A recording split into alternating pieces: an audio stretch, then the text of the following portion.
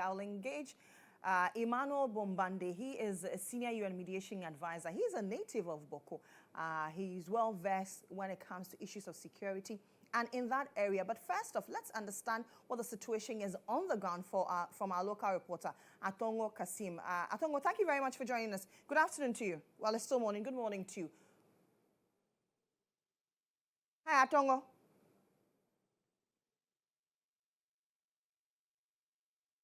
Atongo, kindly unmute yourself for me. Yeah, I can hear you now. Great. Yes, great. I can hear you now. Great. Help us understand the situation. Give us a vivid picture of what happened.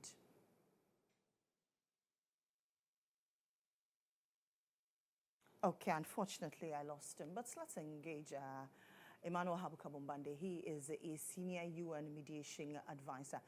Good morning to you, sir, and thank you for joining us. Hello, good morning to you. Good afternoon from where I am. Okay. And just to say, I'm now a former UN senior mediation advisor. Okay. Well noted. We understand that your family was caught up in this particular chaos. First off, we do apologize for the inconvenience caused you and your family, but tell us what you know.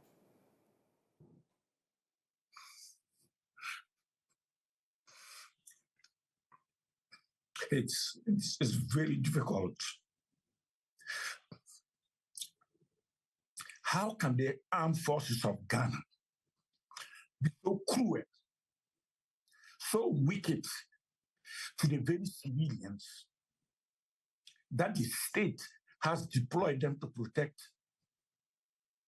The uniform they wear, their welfare is the taxpayers' money. They go around in the night during curfew. They attack the vulnerable. They attack innocent people. And this has happened too many times. It's very painful. It's unacceptable. And all Ghanaians must treat this with the utmost indignation. Ghana cannot continue on this path. You are there to do exactly what is absent, which is the violation of our fundamental rules and principles of human rights. And you now become the perpetrators of the abuse of human rights. It's so shameful. I've never felt like this. We do apologize for the way you're feeling. You want to take a moment and put yourself together? All right, so that's Emmanuel Bombande. He is a former UN Senior Mediation Advisor. Are you good to go, sir? Yes. Okay. I'll talk. Okay, we apologize. Are you aware of any reasons the military has given for this unfortunate attack on some members of your family? So first of all, I'm speaking to you from South Africa because I had some meetings and my week has been ruined by virtue of the fact that I started to hear reports. Now, I don't want to go into those details as long as I cannot verify, but I'm aware a military officer was killed. I don't want to talk about the circumstances in which this officer was killed or military man was killed. But whereas we have been working hard for the people of Bawku to respect the military and to see them as the protectors of their safety and human rights, how do we now talk to the people of Bawku to have that civil-military relationship that is so important for their peacekeeping duties when they have turned around with such brutality and with such human wickedness? And the reason why I feel emotional is because if you go to any country and you want to know the state of affairs, watch very carefully how the security agencies are treating ordinary civilians, and that will tell you a lot. And you know what? I have interacted with our military outside Ghana in international peacekeeping duties. And I know that when they are in international peacekeeping duties, they are often evaluated to be amongst the best, to the extent that in conflict context, many peacekeeping operations want Ghanaian peacekeepers to come. Are these the same people we have behaving this way in their own country? And the commander of the military detachment in Bawku, what he must understand is that if even he gets away with this, he must carry the shame of the brutality he has meted out on innocent civilians. Now, why is this important? Because in the context of the intracommunal violence, what is often missing is that the conflict makes people to see one another as adversaries. And that is why we talk about the violence. Now, when you are sent there to protect them, your primary duty is to safeguard their lives, is to protect their lives and to protect their property. But once you do that, the humanity of the people becomes your preoccupation, the way you treat them, so that all the people of Bawku, all the ethnic groups of Bawku can now feel that they belong to the nation state of the Republic of Ghana. Right. And that in their worst situations, that state is there to protect them.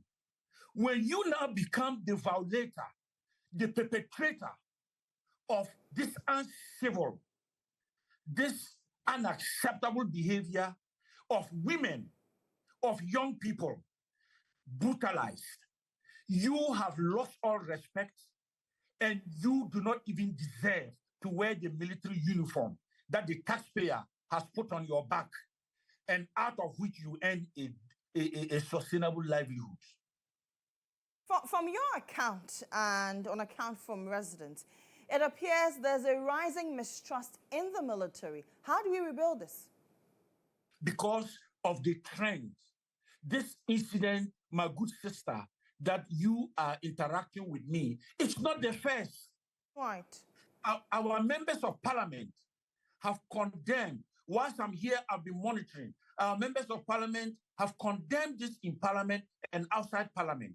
It has been repeatedly going on to the point in which the military now think they are untouchable, they can kill, they can maim. So we must remind the people of Bawku, it's unacceptable for you to touch a military officer. Because once they wear that uniform, it's not about them as individuals. They represent the state. But the best way to do that is for the military to show the people of Bawku that we are here to protect all of you in fairness and in equity. It doesn't matter which neighborhood, which ethnic grouping or affiliation, whether it is in ethnicity, religion, or politics.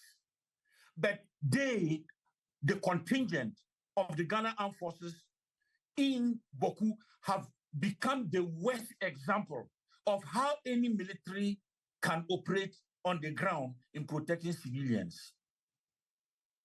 In all of this, should the military still remain in Bawku? So, first of all, I join many of our members of parliament who are calling for an investigation. And secondly, because of the nature and the context of that conflict, and you know the Bawku enclave very well, we are bordering two states, to the east, Togo, and to the very north, Burkina Faso. And by extension, when you go into the corridor towards Togo or up north towards Burkina Faso, you can actually continue your journey to Mali or Niger.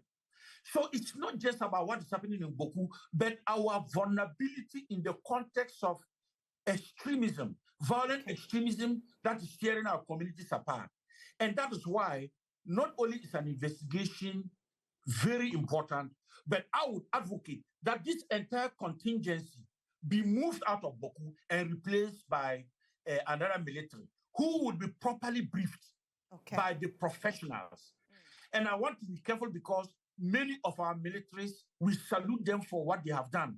But it is for that reason that the new high command, the new hierarchy, should not allow the name of the Ghana Armed Forces to be completely, if you would call it, spoiled in the way that the contingent in Bawku has done.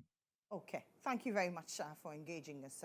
Once again, we do apologize for the unfortunate attacks meted out to some members of your family. That's Emmanuel Bombande. He is a former senior mediation advisor for the United Nations.